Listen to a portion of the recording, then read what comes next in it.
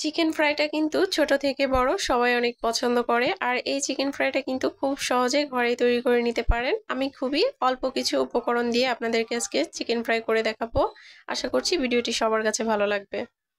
আমি আজকে 3টা লেগ পিস দিয়ে চিকেন ফ্রাইটা করব, আর আমি এখানে দিয়ে দিয়েছি 1 চামচ লঙ্কার গুঁড়ো আর হাফ চামচ গরম মশলা গুঁড়ো, আর দিয়ে দিলাম 2 টেবিল চামচ কর্নফ্লাওয়ার আর 1/4 চা চামচ বিট লবণ। বিট লবণটা আপনারা চাইলে স্কিপ করতে পারেন।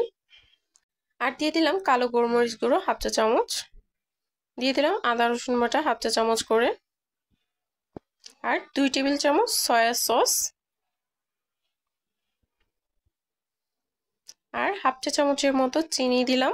এখন এগুলোকে একটু মাখিয়ে নিব। আর হ্যাঁ, এখানে আমি আরেকটা কথা বলে রাখি, এখানে আমি যে উপকরণগুলো দিয়েছি আপনাদের কাছে যদি 2-1টা না থাকে সেই ক্ষেত্রে কিন্তু স্কিপ করতে পারেন, কিন্তু চেষ্টা করবেন সয়া সস আর গোলমরিচটা দেওয়ার। আমি এখানে দিয়ে দিলাম ডিম। আমি এখানে একটা ডিমের অর্ধেক অংশ দিয়েছি, আর দিয়ে দিলাম লেবুর রস। এখন এটাকে 1 ঘন্টার জন্য রেখে দিয়েছিলাম। তারপরে আমি এখন এটাকে ভেজে নিব, আর তার জন্য আমি এখানে দিয়ে দিলাম 1/4 কাপ বেসন। বেসনটা দিয়ে খুব ভালোভাবে মাখিয়ে নিচ্ছি। এই তো এখন এটা ভাজার জন্য একেবারে রেডি।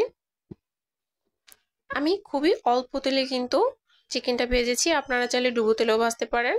ডুবো তেলে ভাজলে কিন্তু সময়টা একটু কম লাগে, সেক্ষেত্রে 10 থেকে 12 মিনিট। আর আমি যেহেতু অল্প তেলে ভেজেছি আমার সময় লেগেছে 17 মিনিটের মতো। দেখতে পাচ্ছেন আমি উল্টে পাল্টে খুব ভালোভাবে ভেজে নিব।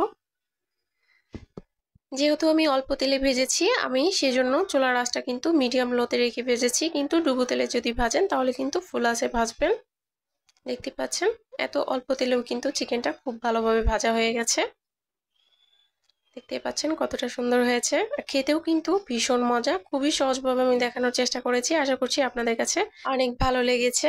এই চিকেন ফ্রাইটা কিন্তু ছোট থেকে বড় সবাই অনেক পছন্দ করে, আর এই চিকেন ফ্রাইটা কিন্তু ফ্রাইড রাইসের সাথে খেতেও খুব ভালো লাগে। আমার ভিডিওটি কেমন লেগেছে অবশ্যই কমেন্ট করে জানাবেন। সবাই ভালো থাকবেন, আবার দেখা হবে নতুন কোনো ভিডিওতে।